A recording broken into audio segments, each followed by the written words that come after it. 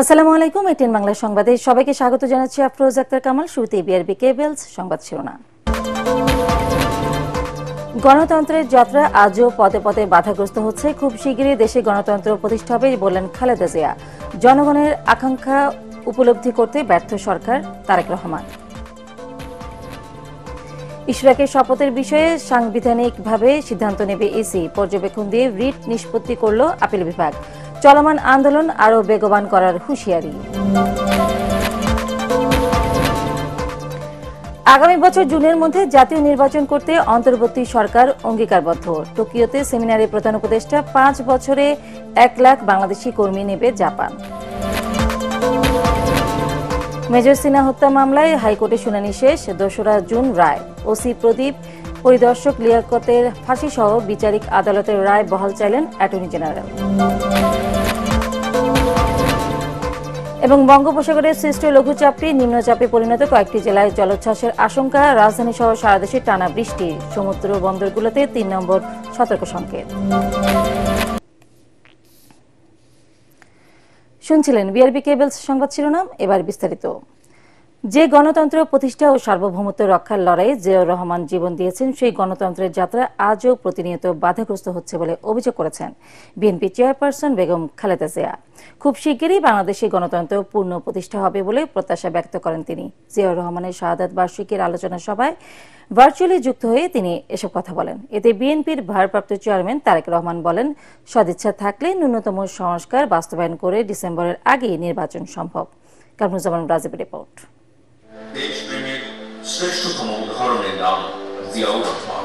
দলের প্রতিষ্ঠাতা জিয়াউর রহমানের 44তম শাহাদাত বার্ষিকীর আলোচনা সভায় জিয়ার কর্ম ও জীবনের বিভিন্ন দিক তুলে ধরেন বক্তারা। এতে দলের সিনিয়র নেতারা বলেন, জাতিকে অন্ধকার থেকে মুক্ত করতে জিয়ার চেতনায় বলিয়ান হয়ে এগিয়ে যেতে হবে। দেশকে গণতন্ত্রহীন করার কোনো ষড়যন্ত্র সফল হতে দেয়া হবে না। যে গণতন্ত্রের জন্য তিনি 71 সালে লড়াই করেছেন, আমরা এই 2025 সালে এসে জিয়াউর রহমানের সৈনিক হিসাবে আমরা বাংলাদেশের গণতন্ত্রকে শক্তভাবে প্রতিষ্ঠিত করব ইনশাআল্লাহ। মাননীয় প্রধান উপদেষ্টা সংস্কারের এই সমস্ত বাহানা করে নির্বাচনকে বিলম্বিত করবেন না, জাতির মধ্যে বিভক্তি সৃষ্টি করবেন না। এদেশের জনগণের প্রত্যাশা গণতন্ত্র প্রতিষ্ঠা করব, সেই জন্য আমাদেরকে প্রস্তুতি গ্রহণ করতে হবে। সভায় প্রধান অতিথি হিসেবে ভার্চুয়ালি যোগ দেন বিএনপি চেয়ারপারসন বেগম খালেদা জিয়া। নেতাকর্মীদের উদ্দেশ্যে তিনি বলেন, গণতন্ত্র ও উন্নয়নের যে রাজনীতি শহীদ জিয়া রেখে গেছেন তা বাস্তবায়ন করতে হবে। যে গণতন্ত্র প্রতিষ্ঠা আর সার্বভৌমত্ব রক্ষার লড়াইয়ে তিনি শাহাদাত বরণ করেছেন, সেই গণতন্ত্র নিরবচ্ছিন্ন যাত্রা আজও বাধাগ্রস্ত হচ্ছে। খুব শীঘ্রই আমরা বাংলাদেশকে গণতন্ত্রে পুনঃপ্রতিষ্ঠিত দেখতে পাব। এই হোক সেই জিয়ার শাহাদাত বার্ষিকীতে আমাদের অঙ্গীকার। এই লক্ষ্যে সুশৃঙ্খলভাবে এগিয়ে চলার জন্য আমি বিএনপির সকল পর্যায়ের নেতা কর্মী ও দেশবাসীর প্রতি আহ্বান জানাচ্ছি। এতে লন্ডন থেকে যুক্ত হয়ে দলের ভারপ্রাপ্ত চেয়ারম্যান তারেক রহমান বলেন, রাষ্ট্র পরিচালনায় জনগণের আকাঙ্ক্ষাকে প্রাধান্য দেওয়া জরুরি, অথচ সে প্রত্যাশা পূরণে ব্যর্থ অন্তর্বর্তী সরকার। রাষ্ট্র এবং সরকারে যাতে স্বৈরাচারের কবলে না পড়ে, এ কারণেই রাষ্ট্রে জনগণের মালিকানা প্রতিষ্ঠা করা অত্যন্ত জরুরি।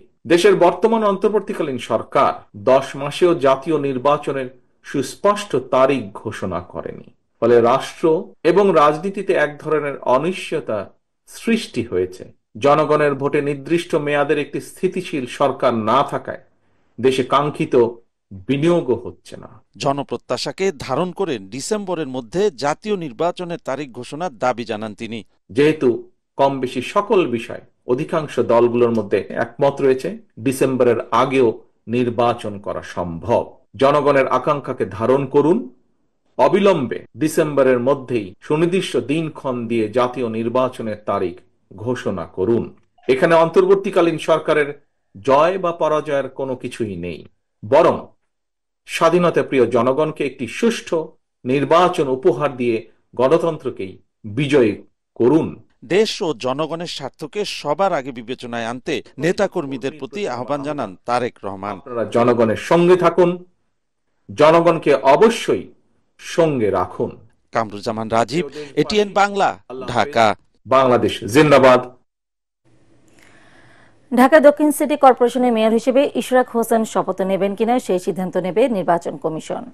সুপ্রিম কোর্টের আপিল বিভাগের পূর্ণাঙ্গ বেঞ্চ রিট নিষ্পত্তি করে এই আদেশ দেন। মেয়র হিসেবে ইশরাক হোসেনের শপথ ইস্যুতে সাংবিধানিক দায়িত্ব পালনে নির্বাচন কমিশনের ভূমিকা উদ্বেগজনক বলে মন্তব্য করেন সর্বোচ্চ আদালত। জুলাই বিপ্লবের মাধ্যমে গঠিত ইসি কিভাবে প্রতিশ্রুতি ভাঙল সেই প্রশ্ন আপিল বিভাগের।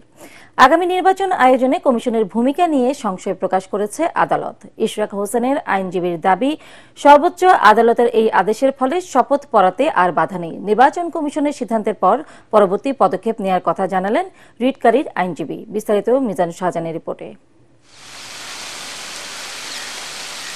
প্রধান বিচারপতি ডক্টর সৈয়দ রেফাত আহমেদের নেতৃত্বাধীন 7 সদস্যের পূর্ণাঙ্গ বেঞ্চে শুনানিকালে ইশরাক হোসেন, নির্বাচন কমিশন ও রিটকারীর আইনজীবী আত্মপক্ষ সমর্থন করে বক্তব্য রাখেন।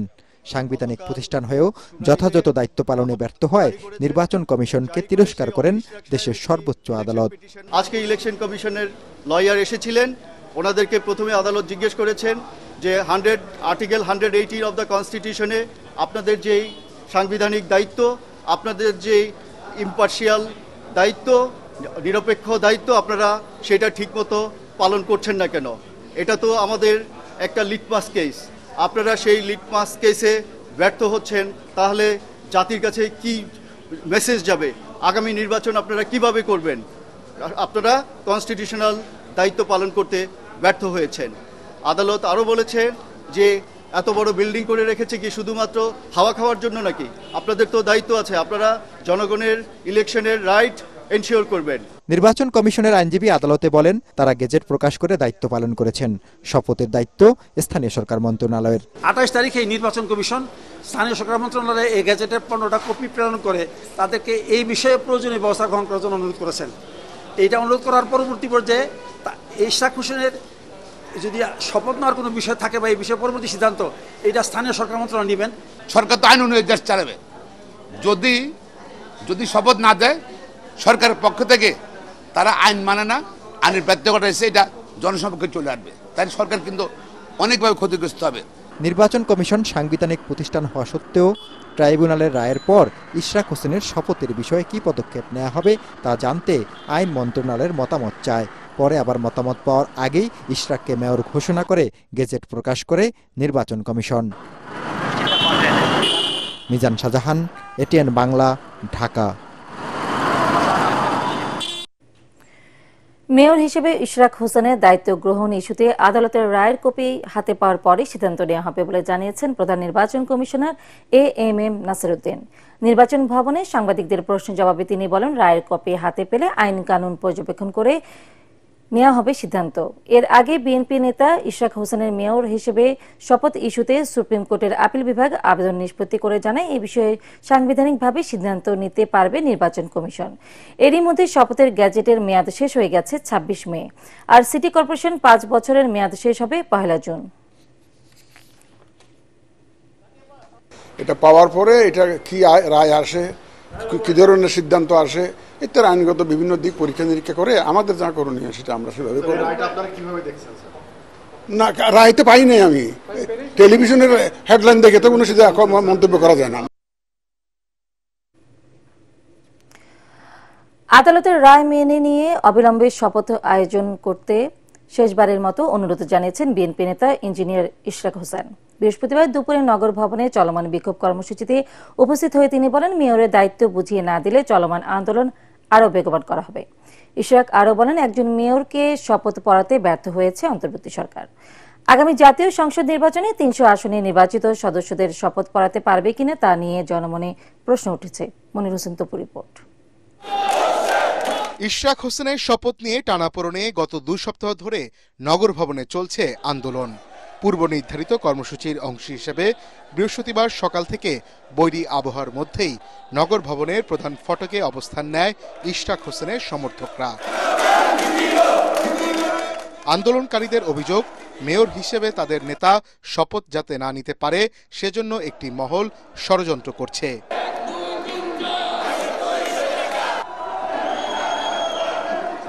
দুপুর 2টার পর তাদের আন্দোলনে সংহতি জানিয়ে নগর ভবনে আসেন বিএনপি নেতা ইঞ্জিনিয়ার ইশরাক হোসেন। তার উপস্থিতিতে উজ্জীবিত হয় নেতাকর্মীরা, ফুল দিয়ে বরণ করা হয় তাকে।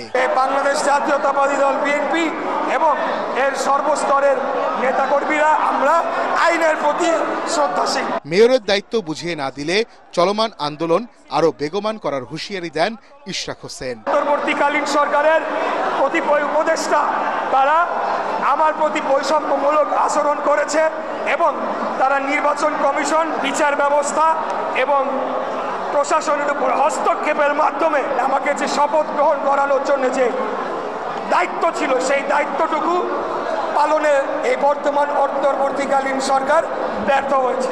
বিএনপির প্রার্থী হওয়ায় তার উপর বৈষম্য করা হচ্ছে বলে অভিযোগ করেন এই নেতা। মনির হোসেন তপু, এটিএন বাংলা, ঢাকা। অন্তর্বর্তী সরকার ডিসেম্বর থেকে আগামী বছর জুনের মধ্যে জাতীয় নির্বাচন করতে অঙ্গীকারবদ্ধ বলে জানিয়েছেন প্রধান উপদেষ্টা ডক্টর মোহাম্মদ ইউনূস। তবে একটি রাজনৈতিক দল ডিসেম্বরের মধ্যে জাতীয় নির্বাচন চাইছে বলে জানান তিনি। কিন্তু সংস্কারের উপর নির্ভর করছে কত দ্রুত জাতীয় নির্বাচন হবে। জাপানের রাজধানী টোকিওর ইম্পেরিয়াল হোটেলে আয়োজিত সেমিনারে প্রধান উপদেষ্টা আরও বলেন, এশিয়ার ভাগ্য এখনো লেখা হয়নি, আমরা সবাই মিলে লিখব। জাপানের টোকিও থেকে বিস্তারিত জানাচ্ছেন আমাদের বিশেষ প্রতিনিধি মইনুল আহসান। জাপান সফরের দ্বিতীয় দিনে এশিয়ার সমস্যা সম্ভাবনা নিয়ে নিক্কেই ফোরাম আয়োজিত সম্মেলনে যোগ দেন বাংলাদেশের অন্তর্বর্তী সরকার প্রধান ডক্টর মোহাম্মদ ইউনূস। সম্মেলনে বিভিন্ন দেশের সরকার প্রধান, নীতি নির্ধারক, গবেষক, বুদ্ধিজীবী ও আন্তর্জাতিক সংস্থার উচ্চপদস্থ কর্মকর্তারা যোগ দেন। সম্মেলনের উদ্বোধনী পর্বে অংশ নিয়ে ডক্টর ইউনূস এশিয়া সহ সমস্ত বিশ্বকে একসঙ্গে কাজ করে একটি সুন্দর ভবিষ্যৎ বিনির্মাণের আহ্বান জানান।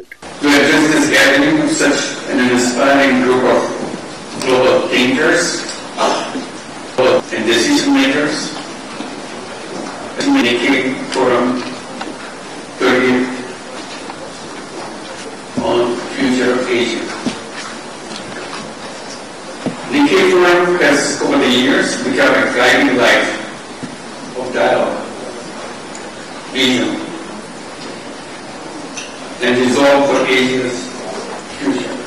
পরে প্রশ্নোত্তর পর্বে ডক্টর ইউনূস জানান, ছাত্র জনতার গণঅভ্যুত্থানের পর নতুন বাংলাদেশ বিনির্মাণে কাজ করছে তার সরকার। In Bangladesh, we went through a transformational change by a massive uprising of students in the common people just few months back, and consequently my government came into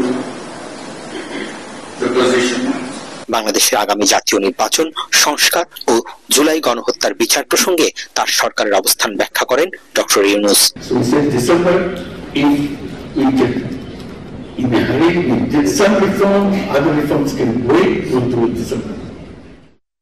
But if we need a good job at the reform, we have to wait 6 months more.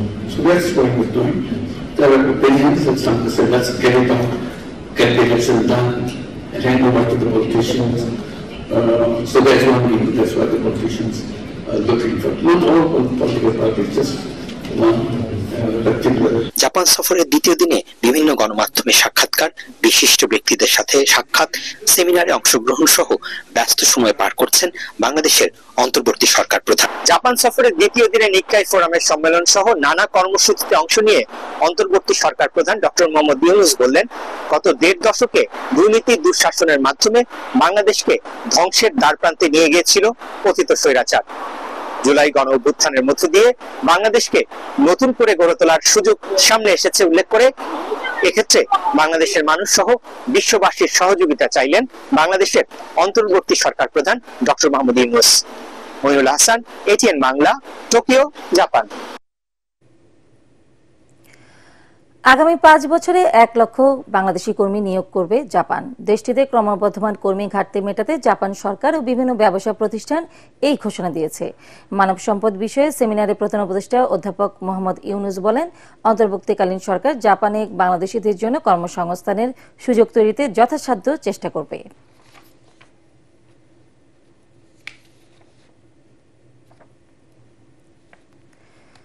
July হত্যাকাণ্ডের বিচার আর সংস্কারের পর সরকার ঘোষিত নির্ধারিত সময়ে নির্বাচন চায় জাতীয় নাগরিক পার্টি এনসিপি। রাজধানীর মোহাম্মদপুরে শহীদ পরিবারের সাথে সাক্ষাৎ শেষে দলের আহ্বায়ক নাহিদ ইসলাম বলেন, সংস্কার কাজে অনেকে বাধা দিচ্ছে, বাধা সৃষ্টি না করে সরকারকে সহযোগিতা করার আহ্বান জানান তিনি আরও বলেন, জুলাই আন্দোলনে শহীদ আহতদের প্রতি সরকার দায়বদ্ধ, সেই দায়বদ্ধতা থেকেই অন্তর্বর্তী সরকার দায়িত্ব গ্রহণ করেছে। সেক্ষেত্রে ছাত্র জনতার রায় শেষ কথা বলেও জানান নাহিদ ইসলাম।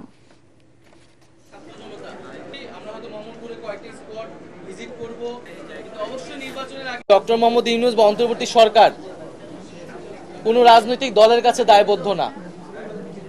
এই সরকার দায়বদ্ধ এই শহীদ পরিবার, আহত এবং এই বিপ্লবে অংশগ্রহণকারী ছাত্র জনতার কাছে। ফলে তাদের মতামত নিয়ে এই সরকারকে চলতে হবে, তাদের রায় চূড়ান্ত রায়। যদি নির্বাচন বলেন, ভোট চাওয়ার জন্য তো মানুষের কাছে যেতে হবে, শহীদ পরিবারদের কাছে যেতে হবে, তো তখন তো তারা প্রশ্নের সম্মুখীন হবে যে কতটুকু বিচার হয়েছে আর কতটুকু সংস্কার হয়েছে। সংস্কার বিষয়ে রাজনৈতিক দলগুলো যতটুকু ঐক্যে এসেছে তা জুলাইয়ের মধ্যে প্রকাশ করা হবে বলে জানিয়েছেন ঐক্যমত্য কমিশনের সহসভাপতি ডক্টর আলী রিয়াজ।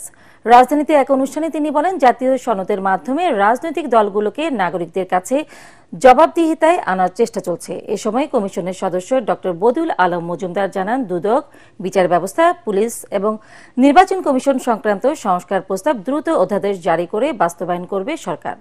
ইমদাদুল্লাহ বাবুর রিপোর্ট। জাতীয় সনদ ও নাগরিক প্রত্যাশা শীর্ষক এই সংলাপের আয়োজন করে সুশাসনের জন্য নাগরিক সুজন।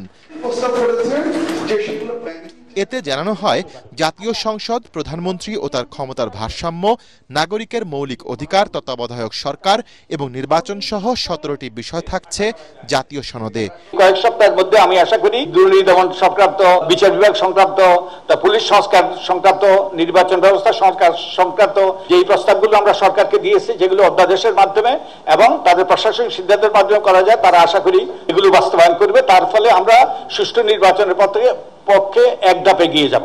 অনুষ্ঠানের সংস্কারগুলো কতটুকু আলোর মুখ দেখবে এ নিয়ে হতাশার কথা জানান কমিশনের সদস্য ও নাগরিকরা। যত দিন যাচ্ছে উদ্বেগের পাল্লাটা ভারী হচ্ছে। বাংলাদেশের রাজনৈতিক সংস্কৃতিতে যতদিন পর্যন্ত বৈষম্য বিরোধী আন্দোলনের মূল চেতনা থেকে শিক্ষা গ্রহণ করা না হবে, ততদিন পর্যন্ত আমরা যত সংস্কারের কথা বলি কিছু কার্যকর হবে না। কোথাও কোনো গভর্নেন্সের কিচ্ছু কিন্তু আমরা খুঁজে পাচ্ছি না। কাজে খুব বেশি আশাবাদী হওয়ার জায়গা আসলে নাই। মানুষ বারবার আন্দোলন করে 71-এর পরে প্রতারিত হয়েছে, 90-এ প্রতারিত হয়েছে, এই 24-এর পরে প্রতারিত হলো বলে 166টা সুপারিশ বাস্তবায়ন করতে হলে রাজনৈতিক দলগুলোর ওপিনিয়ন খুব গুরুত্বপূর্ণ। গালি দেওয়া হতো সংস্কারবাদী বলে। এবারের সতর্কতা হলো যে এবার যদি আমরা সংস্কারে ফেল করি বা ব্যর্থ হই, সংস্কার এবার ক্রাইম বা অপরাধ হিসেবে গণ্য হবে। তবে এ বিষয়ে হতাশ না হতে সবাইকে আশ্বস্ত করেন কমিশনের সহসভাপতি। আমরা আশা করছি জুলাইয়ের মধ্যে রাজনৈতিক দলগুলোর যে জায়গাগুলোতে ঐক্যমত্য তৈরি হবে সেগুলো, আমি আগেও বলেছি, যেগুলোতে ঐক্যমত্য হবে না স্বচ্ছতার স্বার্থে আমরা সেগুলো জানাবো জনগণকে, কারণ জনগণের জানার অধিকার আছে কোথায় ঐক্যমত্যটা হলো না। তো কিন্তু ওই যে আমি নিজেকে অন্তহীন আশাবাদী বলে মনে করি, তো আমি এখনো আশা করছি। তিনি আরো জানান, অন্তর্বর্তী সরকার বাংলাদেশকে জুলাই বিপ্লবের চেতনায় সত্যিকার অর্থের গণতান্ত্রিক প্রজাতন্ত্র করার চেষ্টা করছে। ইমদাদুল্লাহ বাবু, ATN বাংলা, ঢাকা। সেনাবাহিনীর অবসরপ্রাপ্ত মেজর সিনা মোহাম্মদ রাশেদ খান হত্যা মামলায় আসামিদের ডেথ রেফারেন্স ও আপিলের শুনানি শেষ হয়েছে। এ বিষয়ে রায় ঘোষণার জন্য আগামী 2 জুন দিন ঠিক করেছেন হাইকোর্ট। ডেথ রেফারেন্স ও আসামিদের করা আপিলের শুনানি নিয়ে হাইকোর্টের বিচারপতি মোস্তাফিজুর রহমান ও বিচারপতি সগির হোসেনের সমন্বয়ে গঠিত বেঞ্চ রায়ের এই দিন ঠিক করে আদেশ দেন। শুনানিতে অংশ নিয়ে অ্যাটর্নি জেনারেল মোহাম্মদ আসাদুজ্জামান, পুলিশের সাবেক ওসি প্রদীপ ও পরিদর্শক লিয়াকতের ফাঁসি সহ বিচারিক আদালতের রায় বহাল রাখার পক্ষে যুক্তি তুলে ধরেন। কোনো মৃত্যু পাখির পালকের মতো হালকা, কোনো কোনো মৃত্যু থাই পাহাড়ের মতো ভারী। মেজর সিনহার মৃত্যু আমাদের গোটা মানুষকে, গোটা দেশকে এমনভাবে নাড়া দিয়েছে যে ওই মৃত্যুটা আমাদের বুকের উপরে থাই পাহাড়ের মতো ভারী হয়ে আছে। নিম্নচাপের প্রভাবে রাজধানী সহ সারা দেশে মাঝারি থেকে ভারী বৃষ্টিপাত হচ্ছে, যা আগামী 48 ঘন্টা থাকতে পারে বলে জানিয়েছে আবহাওয়া অধিদপ্তর। ভারী বৃষ্টিতে খুলনা, বরিশাল, পটুয়াখালী, নোয়াখালী, চট্টগ্রাম ও কক্সবাজারের নিম্নাঞ্চলে জলাবদ্ধতা দেখা দিয়েছে। টানা বৃষ্টিতে চট্টগ্রাম ও পার্বত্য এলাকায় পাহাড় ধস হতে পারে। কয়েকটি জেলায় জলোচ্ছ্বাসের আশঙ্কা। সমুদ্র বন্দরগুলোকে 3 নম্বর এবং নদী বন্দরকে 2 নম্বর সংকেত দেখিয়ে যেতে বলা হয়েছে। আরও জানাচ্ছেন মুশফিকুর রহমান। ঝোড়ো বাতাসের সাথে বৃষ্টি, যেন থামার কোনো লক্ষণই নেই। বৃহস্পতিবার সকাল থেকে টানা বৃষ্টিতে নাকাল নগর জীবন। খেটে খাওয়া দিনমজুর মানুষের দুর্ভোগ চরমে। বৃষ্টিতে গরম থেকে কিছুটা স্বস্তি মিললেও এই বৃষ্টি সবার জন্য আশীর্বাদের নয়। বিশেষ করে খেটে খাওয়া দিনমজুর শ্রেণী, যাদের জীবিকা নির্বাহনের জন্য বাইরে বেরোতেই হয়, তারা পড়েছেন ঘোর বিপাকে। 7টার দিকে বেরোছি, সকাল থেকেই ভিজতেছি, পর্যন্ত শরীরে খুব ঠান্ডাও লাগতেছে। কাম কাজ তো করবো কেমনে, দেন না বৃষ্টির লেগে কাম করবো কেউ। বঙ্গোপসাগরে সৃষ্ট লঘুচাপটি নিম্নচাপে পরিণত হওয়ায় রাজধানী সহ সারা দেশেই এই বৃষ্টি হচ্ছে। এ অবস্থায় দেশের সব সমুদ্র বন্দরকে 3 নম্বর স্থানীয় সতর্ক সংকেত দেখাতে বলেছে আবহাওয়া অধিদপ্তর। পার্বত্য অঞ্চলে রয়েছে পাহাড় ধসের শঙ্কা। বৃষ্টি থাকতে পারে আরও 2 দিন। আগামী 48 ঘন্টার মধ্যে এই ভারী বৃষ্টি থেকে অতি ভারী বৃষ্টি অব্যাহত থাকতে পারে এবং এই অতি ভারী বৃষ্টিপাতের কারণে বিশেষ করে চট্টগ্রাম বিভাগের চট্টগ্রাম, খাগড়াছড়ি, রাঙ্গামাটি, বান্দরবান, কক্সবাজার এইসব এলাকার পাহাড়ি এলাকায় ভূমিধসের সম্ভাবনা রয়েছে। দুর্যোগপূর্ণ আবহাওয়ার কারণে বরিশালের অভ্যন্তরীণ সকল রুটে লঞ্চ চলাচল বন্ধ করে দিয়েছে বিআইডব্লিউটিএ। দৌলদিয়া পাটুরিয়া রুটেও বন্ধ লঞ্চ চলাচল। ভারী বৃষ্টির কারণে বিভিন্ন নদীর পানি বিপদসীমার উপর দিয়ে বইছে। পটুয়াখালীর কুয়াকাটায় উত্তাল সাগর, মাছ ধরার ট্রলারগুলোকে উপকূলের কাছাকাছি থেকে চলাচল করতে বলা হয়েছে। স্বাভাবিকের চেয়ে অতিরিক্ত জোয়ারের পানিতে তলিয়ে গেছে নোয়াখালীর হাতিয়ার, নিঝুম দ্বীপ, ঢালচর, ঘাসিয়ার চর সহ বিভিন্ন এলাকা। ভরা জোয়ারের সময় পরিস্থিতি আরও খারাপ হওয়ার শঙ্কা স্থানীয়দের। বৃষ্টির প্রভাবে তাপমাত্রা কিছুটা কমেছে, তবে নিম্নচাপটি ঘূর্ণিঝড়ে রূপান্তরিত হওয়ার সম্ভাবনা নেই বলে জানিয়েছে আবহাওয়া অধিদপ্তর। মুশফিকুর রহমান, এটিএন বাংলা। জাতিসংঘের শান্তি রক্ষা মিশনে বাংলাদেশ সহযোগিতা অব্যাহত রাখবে বলে জানিয়েছেন অর্থ উপদেষ্টা ডক্টর সালেউদ্দিন আহমেদ। আর সেনাবাহিনী প্রধান জেনারেল ওয়াকারুজ্জামান বলেছেন, বিশ্ব শান্তি রক্ষায় বাংলাদেশ এখন অবিসংবাদিত নাম। আন্তর্জাতিক জাতিসংঘ শান্তিরক্ষা দিবস উপলক্ষে বাংলাদেশ চীন মৈত্রী আন্তর্জাতিক সম্মেলন কেন্দ্রে আয়োজিত অনুষ্ঠানে তারা এসব কথা বলেন। আরো জানাচ্ছেন ইয়াসিন রানা। শান্তিরক্ষা মিশনে 37 বছরে পদার্পণ করল বাংলাদেশ। 1988 সাল থেকে বিশ্ব শান্তি রক্ষায় কাজ করে আসছেন সেনা, নৌ, বিমান ও পুলিশ বাহিনীর সদস্যরা। বর্তমানে বিশ্বের 9টি দেশে 5818 জন শান্তিরক্ষী কাজ করছে। বিশ্ব শান্তি প্রতিষ্ঠায় সর্বোচ্চ ত্যাগ স্বীকার করেছে বাংলাদেশের 168 জন শান্তিরক্ষী। বিশ্ব শান্তিরক্ষী দিবসের আলোচনায় বাংলাদেশের ভূয়সী প্রশংসা করেন জাতিসংঘের আবাসিক প্রতিনিধি গোয়েন লুইস। বলেন, শান্তিরক্ষায় বাংলাদেশ 3য় বৃহৎ দেশ। বাংলাদেশের শান্তিরক্ষীদের আত্মত্যাগ অনন্য হয়ে থাকবে। The UN's impartiality, legitimacy and non-use of force remain invaluable in peace processes. As a major contributor to peacekeeping, Bangladesh plays an essential role in advancing these efforts. অনুষ্ঠানে সেনাবাহিনী প্রধান জেনারেল ওয়াকারুজ্জামান জাতিসংঘে বাংলাদেশের শান্তিরক্ষীদের ইতিহাস তুলে ধরেন। বলেন, বিশ্ব শান্তিরক্ষায় বাংলাদেশ এখন অবিসংবাদিত নাম। বর্তমানে শান্তিরক্ষা কাজে বাংলাদেশ সেনাবাহিনীর 4880 জন, নৌবাহিনীর 343 জন, বিমান বাহিনীর 396 জন এবং পুলিশ বাহিনীর 199 জন সহ সর্বমোট 5118 জন শান্তিরক্ষী বিশ্বের বিভিন্ন দেশের 9টি শান্তিরক্ষা মিশনে নিয়োজিত রয়েছে। আমাদের শান্তিরক্ষীগণ নিজের জীবনের ঝুঁকি নিয়ে উন্নত প্রশিক্ষণ, নৈতিক মূল্যবোধ, দক্ষতা এবং নিরপেক্ষতার প্রমাণ রেখে সকল চ্যালেঞ্জ মোকাবেলায় সর্বদা প্রস্তুত। অর্থ উপদেষ্টা সালেউদ্দিন আহমেদ জানান, জাতিসংঘ শান্তিরক্ষা মিশনে সহযোগিতা অব্যাহত রাখবে বাংলাদেশ। পৃথিবীর অন্যতম বৃহৎ শান্তিরক্ষা প্রেরণকারী দেশ। এই প্রসঙ্গে আমি বলি, শুধু বৃহৎ না, মোস্ট ইফেক্টিভ, মোস্ট এফিশিয়েন্ট এবং অত্যন্ত সুনাম অর্জনকারী বাংলাদেশ। এরপর বিশ্বের বিভিন্ন দেশের বাংলাদেশ শান্তিরক্ষা মিশনের শান্তিরক্ষীদের সাথে ভার্চুয়ালি মতবিনিময় করেন অর্থ উপদেষ্টা। এছাড়া শান্তিরক্ষা মিশনে আহত 2 জন সদস্যকে সম্মানিত করা হয়। ইয়াসিন রানা, এটিএন বাংলা, ঢাকা। এবার আন্তর্জাতিক সংবাদ।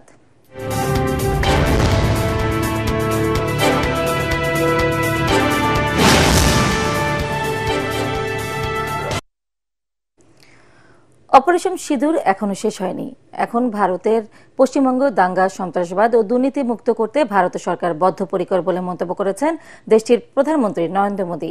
বিধানসভা নির্বাচনকে সামনে রেখে বাংলাদেশ সীমান্তের কাছাকাছি পশ্চিমবঙ্গের আলিপুর দুয়ারে জনসভায় একথা বলেন তিনি। এ সময় পাকিস্তানের বিরুদ্ধে চালানো অপারেশন সিঁদুরের সফল দাবি করে তিনি বলেন, ভারতীয় সেনারা সন্ত্রাসবাদীদের নির্মূল করে দেশের নিরাপত্তা নিশ্চিত করেছে এবং পাকিস্তানকে শক্ত বার্তা দিয়েছে।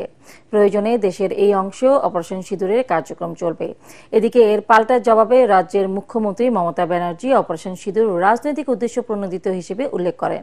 বলেন, ভোটের প্রচারের হাতিয়ার হিসেবে সন্ত্রাসবাদ নির্মূলের নাটক মঞ্চায়ন করে যাচ্ছে বিজেপি। এবার খেলার খবর।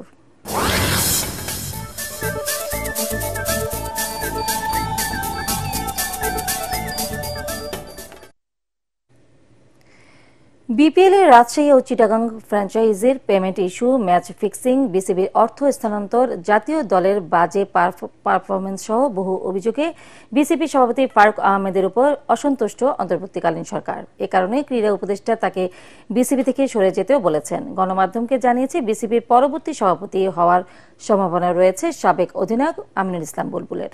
পরাগ আরমানের রিপোর্ট। গত বছরের 5 আগস্ট রাজনৈতিক পট পরিবর্তনের পর পরিবর্তন এসেছিল বাংলাদেশ ক্রিকেট বোর্ড বিসিবিতেও।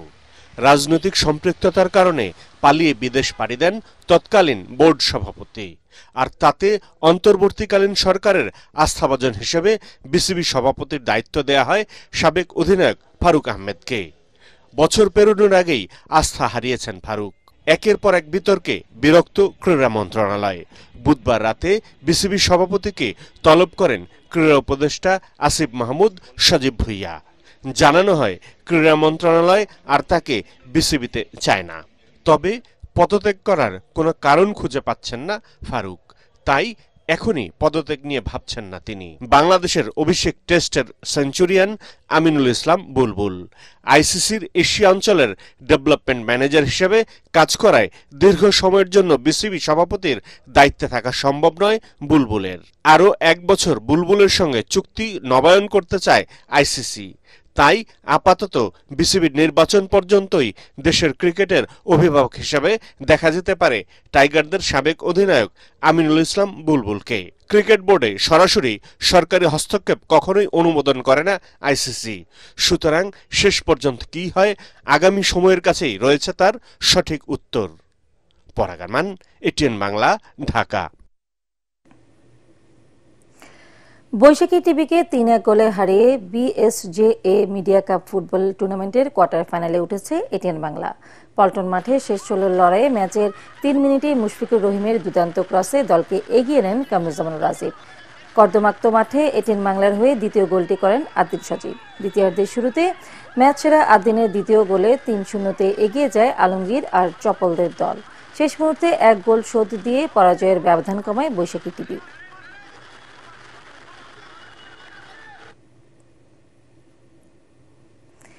শেষ করার আগে বিআরবি কেবলস সংবাদ শিরোনাম আরো একবার। গণতন্ত্রের যাত্রা আজও পদে পদে বাধাগ্রস্ত হচ্ছে। খুব শিগগিরই দেশে গণতন্ত্র প্রতিষ্ঠা হবে বললেন খালেদা জিয়া। জনগণের আকাঙ্ক্ষা উপলব্ধি করতে ব্যর্থ সরকার, তারেক রহমান। ইশরাকের শপথের বিষয়ে সাংবিধানিকভাবে সিদ্ধান্ত নেবে ইসি, পর্যবেক্ষণ দিয়ে রিট নিষ্পত্তি করল আপিল বিভাগ। চলমান আন্দোলন আরও বেগবান করার হুঁশিয়ারি। আগামী বছর জুনের মধ্যে জাতীয় নির্বাচন করতে অন্তর্বর্তী সরকার অঙ্গীকারবদ্ধ। টোকিওতে সেমিনারে প্রধান উপদেষ্টা। 5 বছরে 1 লাখ বাংলাদেশি কর্মী নেবে জাপান। মেজর সিনহা হত্যা মামলায় হাইকোর্টে শুনানি শেষ। 2রা জুন রায়। ওসি প্রদীপ, পরিদর্শক লিয়াকতের ফাঁসি সহ বিচারিক আদালতের রায় বহাল চাইলেন অ্যাটর্নি জেনারেল। এবং বঙ্গোপসাগরে সৃষ্ট লঘুচাপটি নিম্নচাপে পরিণত। কয়েকটি জেলায় জলোচ্ছ্বাসের আশঙ্কা। রাজধানী সহ সারা দেশে টানা বৃষ্টি।